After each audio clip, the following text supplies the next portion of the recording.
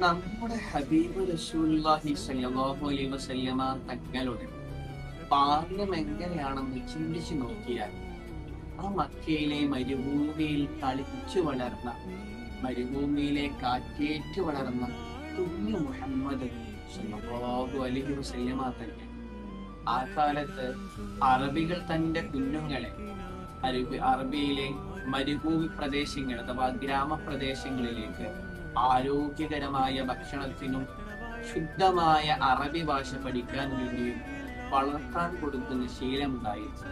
അങ്ങനെയാണ് റസൂൽ ഹലീമാബിയുടെ സംരക്ഷണത്തിലായി വളരുന്നത്. റസൂൽ സ്വല്ലല്ലാഹു അലൈഹി വസല്ലം കടന്നു ചെയ്യുന്ന കാലഘട്ടത്തിൽ വളരെ പ്രയാസങ്ങളും പ്രതിസന്ധികളും നിറഞ്ഞ ഒരവസ്ഥയായിരുന്നു ഹലീമാബിയുടെ.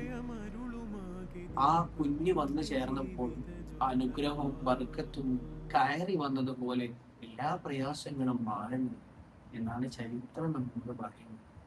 അത്രമേൽ ഇഷ്ടമായിരുന്നു ഹലീമ ബീവിക്ക് റസൂലിനോട്. 2 വയസ്സ് പൂർത്തിയായപ്പോൾ ആമിന ബീവിയുടെ അടുക്കലേക്ക് കൊണ്ടുവരുന്നുണ്ട്. എന്നാൽ ആ കുഞ്ഞിനെ വിട്ടുകൊടുക്കാൻ പോലും ഹലീമ ബീവിക്ക് സമ്മതമായിരുന്നില്ല, മനസ്സ് വരുന്നുണ്ടായിരുന്നു.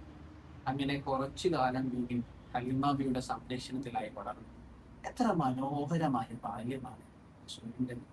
എന്നാൽ ഓരോ സമയവും അല്ലാഹുവിന്റെ പ്രത്യേകമായ പദ്ധതികൾ ഉണ്ടായിരുന്നു. ഇന്ന് ആ മുഹമ്മദ് സ്വല്ലല്ലാഹു അലൈഹി വസല്ലമ തങ്ങളെയാണ് ലോകം മുഴുവനും സ്നേഹിക്കുന്നത്. ആ കാലത്ത് മരുഭൂമിയിലെ ആ ചെറ്റക്കുടലിൽ ഹലീമ ബിയുടെ മടിയിൽ തലവെച്ചുറങ്ങിയ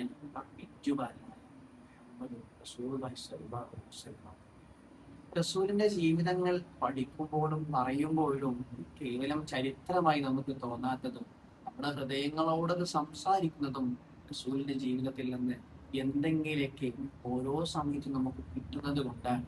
റസൂലിന്റെ ജീവിതം പഠിക്കാനും പകർത്താനും അവിടത്തേക്ക് ഇഷ്ക് വെക്കാനും അവർ തൗഫീഖ് നൽകി.